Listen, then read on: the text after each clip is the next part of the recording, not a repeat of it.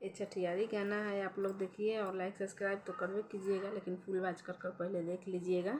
उसके बाद में लाइक सब्सक्राइब कीजिएगा।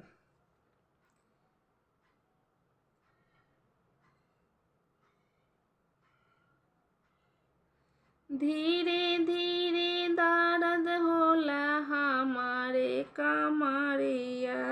धीरे धीरे दर्द होला हमारे कमरिया, बलम हो चला दबाई द कमरिया, बलम हो चले के दबाई द कमर, धीरे धीरे दर्द होला हमारी कमरिया, धीरे धीरे दर्द होला हमारी कमरिया, बलम हो चली के दबाई द कमरिया, बलम हो चली के दबाई द कमरिया, रही रही दर्द होला हमारे कमरिया, रही रही दर्द होला हमारे कमरी,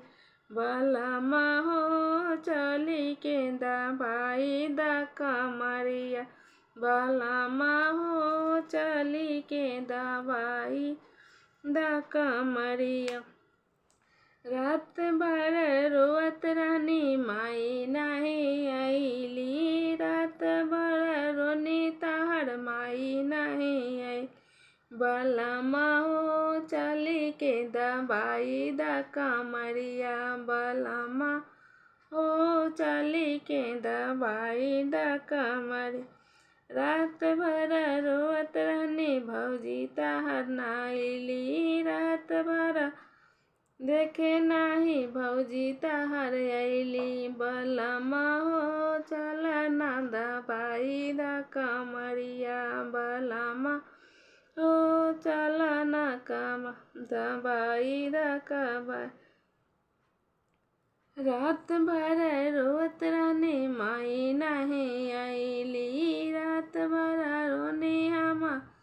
तार भाभी नहीं आईली, बलम हो चली के दबाई द कमरिया, बलम हो चली के दबाई द कमर।